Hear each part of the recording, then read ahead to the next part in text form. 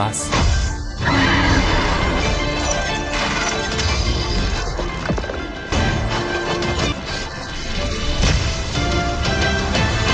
Lindong duduk diam di hadapan tablet batu hitam menekan gejolak Yuan Power di tubuhnya hingga hening. Di belakangnya, lelaki tua buta itu mengamati dengan ekspresi rumit, teringat pada kegagalannya sendiri saat melatih mata iblis desolet yang merenggut penglihatannya. Keberanian Lindong memilih jurus agresif ini melampaui ekspektasinya, berbeda dengan Zhou Tong yang dulu lebih memilih keamanan tubuh desolet besar. Menyadari risiko fatal yang mengintai, sang tetua diam-diam bersiap. Ia bertekad menjaga talenta langka aula sunyi itu agar tidak berakhir tragis seperti dirinya. Sadar akan tingginya harapan Chen Zhen dan Wu Dao, lelaki tua buta itu duduk berjaga, tak ingin Lindong bernasib malang seperti dirinya. Ia mendeteksi potensi besar Lindong sebagai pemilik simbol 4 segal surga. Perpaduan energi mental dan Yuan Power pemuda itu memang istimewa. Keheningan pecah saat tubuh Lindong bergetar, menembakkan energi mentalnya langsung ke mata tablet batu. Seketika, kesadarannya terseret ke dimensi lain, sebuah dataran tandus purba yang tak bertepi.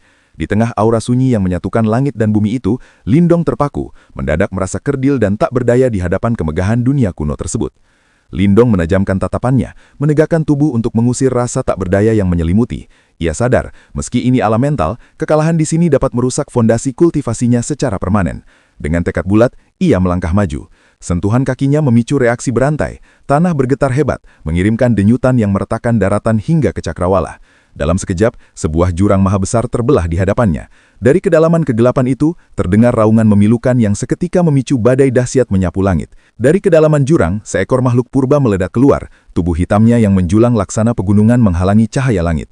Lindong menahan napas menyaksikan wujud asli Huang, monster ular sepanjang 10.000 kaki dengan aura kelam yang mampu mengubah daratan subur menjadi tanah tandus.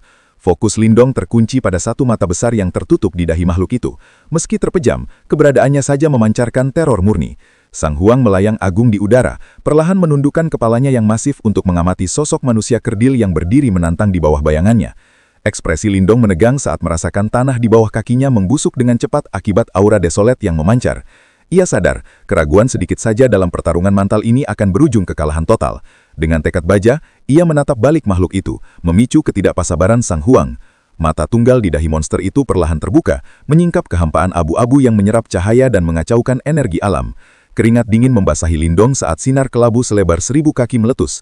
Dalam sekejap, kehidupan sirna, hamparan hijau sejauh ribuan kilometer tersapu bersih, berubah total menjadi tanah tandus yang mati.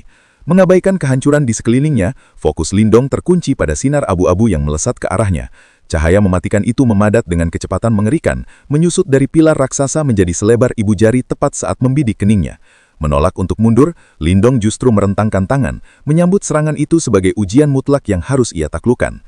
Sinar itu menghentam keningnya telak, memicu ledakan rasa sakit yang menyiksa dan seketika menenggelamkan penglihatannya ke dalam kegelapan pekat. Di dalam selubung cahaya yang memisahkan 4 tablet, keheningan mencekam tak mengganggu meditasi Lindong maupun si lelaki tua buta yang tampak rapuh memeluk sapunya. Namun, ketenangan itu pecah setelah setengah hari berlalu. Saat tubuh Lindong bergetar dan tablet batu berpendar, lelaki tua itu seketika berpindah tempat, muncul tepat di hadapan pemuda itu dalam sekejap mata. Wajahnya menegang melihat energi kelabu yang merambat di kulit Lindong, memadat menjadi garis liar menyerupai cacing di keningnya. Lelaki tua itu segera menyadari bahwa Lindong telah berhadapan dengan Huang. Jari-jarinya yang keriput saling bergesekan, mengkhianati kecemasan yang kini meruntuhkan ketenangannya. Di bawah pengamatan sang tetua, aura kelabu di wajah Lindong memadat, hingga memicu 2 aliran darah dari sudut matanya. Pemandangan mengerikan ini seketika membuat sapu di tangan lelaki tua itu hancur menjadi debu. Ia mengenali tanda-tanda korosi fatal yang dulu merenggut penglihatannya sendiri. Melihat kondisi Lindong yang kian kritis, keraguannya lenyap. Tak ingin sejarah tragis terulang, ia melesatkan jarinya laksana pedang ke arah dahi Lindong untuk memutus paksa koneksi mental tersebut. Namun, tepat sebelum serangannya mendarat, seberkas cahaya putih hangat mendadak meletup jari kening Lindong dan menahan jari sang tetua. Cahaya putih itu memblokir serangan jari sang tetua tanpa memicu ledakan energi, sebuah sinyal bawah sadar bahwa Lindong menolak untuk diselamatkan. Menyadari kegigihan berbahaya pemuda itu, lelaki tua buta itu hanya bisa menghela napas dan membatalkan aksinya, beralih menjadi pengamat yang waspada. Syukurlah pendarahan di mata Lindong tidak bertambah parah meski waktu terus bergulir. 5 hari pun berlalu dalam keheningan, meninggalkan Lindong yang masih terpaku dalam meditasinya dengan sisa-sisa air mata darah yang kini telah membeku menjadi kerak di wajahnya. Kondisi Lindong yang stagnan membuat lelaki tua itu bingung. Segel di dahi pemuda itu tidak berubah menjadi mata, tanda keberhasilan, namun juga tidak menunjukkan gejala kegagalan. Di tengah ketidakpastian itu, sang tetua teringat bahwa hari ini adalah jadwal duel Lindong melawan Jiang Hao. Namun, ia memilih mengabaikan kompetisi itu demi menjaga keselamatan muridnya. Tepat saat keputusan itu diambil, tablet batu mendadak bereaksi. Mata hitam pada prasasti itu mencamarkan sinar kelabu intens yang melesat tajam, menghantam dan menyatu sempurna dengan segel di kening Lindong. Seberkas cahaya menghubungkan kening Lindong dengan tablet batu, membuat segel abu-abu itu berdenyut memancarkan aura jahat. Lelaki tua itu menahan napas, menanti terbukanya mata ketiga, namun segel itu tak kunjung terbelah. Tanpa disadarinya, seberkas cahaya putih hangat bersembunyi samar di balik energi kelabu itu. Saat koneksi akhirnya terputus, Lindong membuka mata dengan ketenangan yang kontras dengan gumpalan darah di wajahnya.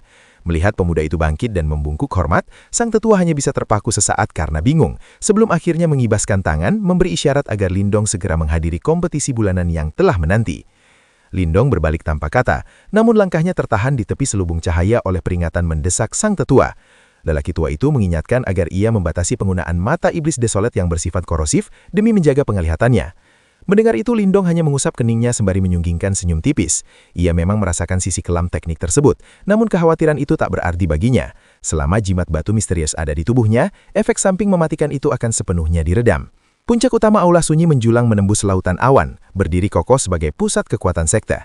Hari ini, keagungan sunyi gunung itu pecah oleh hiruk-pikuk kompetisi bulanan. Bagi puluhan ribu murid cabang, ini bukan sekedar rutinitas, melainkan satu-satunya kesempatan emas untuk naik kasta menjadi murid resmi. Kehadiran mereka yang berbaur dengan 3.000 murid resmi dan 300 murid langsung mengubah puncak tersebut menjadi lautan manusia. Gelombang antusiasme dan ambisi yang meledak menciptakan keriuhan dahsyat yang mengguncangkan pegunungan.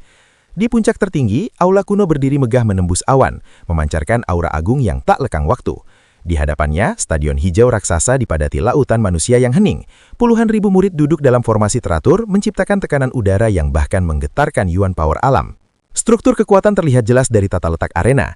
Di area tengah, para murid resmi duduk menjadi pusat keagungan dan iri hati murid cabang. Namun, pandangan paling hormat tertuju pada panggang tinggi di pusat segalanya, tempat ratusan murid langsung berjubah kuning duduk. Memancarkan fluktuasi energi yang mengerikan, mereka adalah elit sejati aula sunyi, simbol kekuatan mutlak yang didambakan semua orang. Meskipun stadion dipenuhi ribuan elit, pusat perhatian massa tertuju pada 4 platform tertinggi di tengah arena.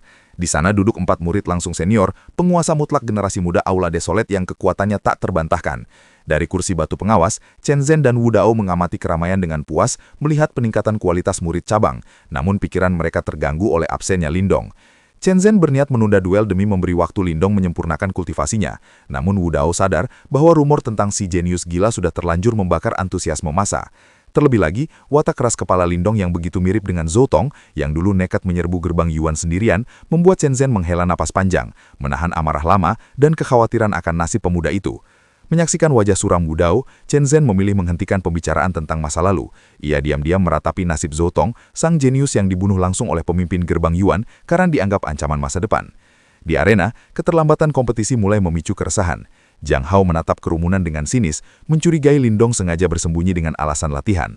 Mengabaikan saran Pang Tong untuk bersikap lunak pada junior, Jiang Hao tetap bersikeras pada pendiriannya. Baginya, ketidakhadiran Lindong adalah bukti arogansi kosong yang harus dihancurkan demi menegakkan hierarki dan kehormatan aula sunyi. Song Zhou mengingatkan Jiang Hao agar tak bertindak berlebihan, mengingat para tetua sangat menghargai Lindong. Namun Jiang Hao bersikeras memberi pelajaran tentang hierarki. Ia berjanji akan menahan diri, namun tekadnya untuk mematahkan arogansi sang junior tak tergoyahkan. Di balik senyumnya, Song Zhou diam-diam menanti. Apakah Lindong akan hancur dalam keputusasaan atau kembali menciptakan keajaiban? Sementara itu, kegelisahan mulai merayapi stadion. Para tetua menatap puncak gunung dengan harap-harap cemas, sedangkan kelompok Moling dan Liu Bai terjebak dalam dilema. Mereka takut Lindong akan dicemooh jika tidak hadir, namun di sisi lain mereka sadar bahwa melawan Jiang Hao adalah tantangan yang jauh lebih mematikan daripada musuh-musuh sebelumnya. Matahari telah mencapai puncaknya, menandakan batas kesabaran para tetua telah habis. Dengan berat hati, Chen Zhen memberi isyarat untuk memulai kompetisi tanpa kehadiran Lindong, memicu gelombang kekecewaan yang mendesis di seluruh stadion. Namun, suasana lesu itu seketika pecah ketika suara ledakan sonik menggema dari kejauhan. Sosok yang dinanti akhirnya muncul membelah langit dengan kecepatan tinggi. Di panggung utama, Jiang Hao mendongak menatap Cakrawala. Senyum lebar merekah di wajahnya, puas menyadari bahwa lawannya tidak melarikan diri dan pertunjukan sesungguhnya baru saja dimulai. Deru angin tajam memecah angkasa, seketika mengubah kekecewaan penonton menjadi sorai-sorai antisipasi. Dalam sekejap mata, sosok Lindong melesat dari langit dan mendarat mantap di tengah arena. Ia segera membungkuk hormat kepada Chen Zhen dan Wu Dao, meminta maaf atas keterlambatannya. Chen Zhen menerima gestur itu dengan senyum lega, meski matanya menelisik tajam dan tak menemukan perubahan mencolok pada aura pemuda itu.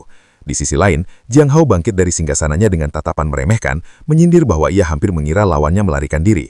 Lindong menanggapi provokasi itu dengan senyum tenang namun berani.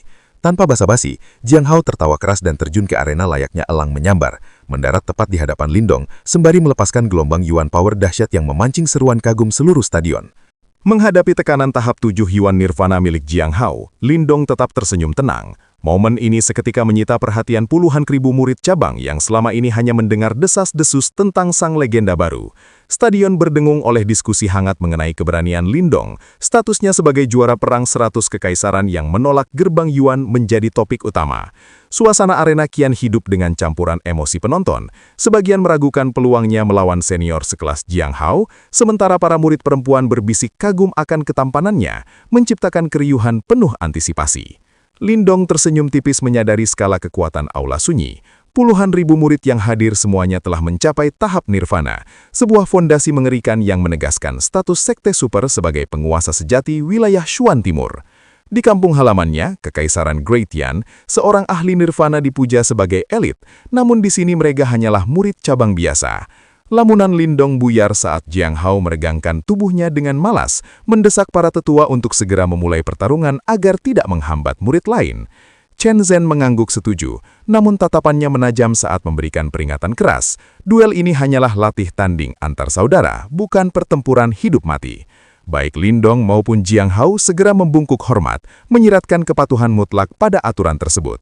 Dengan lambaian tangan, Chen Zhen meresmikan dimulainya kompetisi sekaligus menetapkan taruhan tinggi. Jika Lindong mampu mengimbangi Jiang Hao, ia akan mencetak sejarah sebagai murid langsung senior kelima dalam waktu singkat. Lindong menerima tantangan itu dengan anggukan hormat, lalu berbalik menghadap lawannya. Seketika, hiruk-pikuk stadion lenyap digantikan keheningan mencekam di mana puluhan ribu pasang mata menahan nafas. Jiang Hao menatap dingin, menegaskan lewat sorot matanya bahwa posisi elit itu tak akan diserahkan dengan mudah. Mengabaikan provokasi itu, Lindong tersenyum tipis dengan tekad bulat untuk menumbangkan sang senior. Tak butuh basa-basi lagi, Jiang Hao meledakkan Yuan Power-nya tanpa menahan diri, berniat mengakhiri pertarungan dalam sekejap demi mematahkan arogansi juniornya. Tanpa basa-basi, ekspresi Jiang Hao berubah dingin. Ia memadatkan Yuan Power menjadi pedang emas sepanjang 11 kaki dan menerjang maju secepat kilat, meninggalkan bayangan semu di tempatnya berdiri. Serangan itu begitu ganas hingga tekanan udaranya meretakkan lantai arena sebelum pedang benar-benar turun.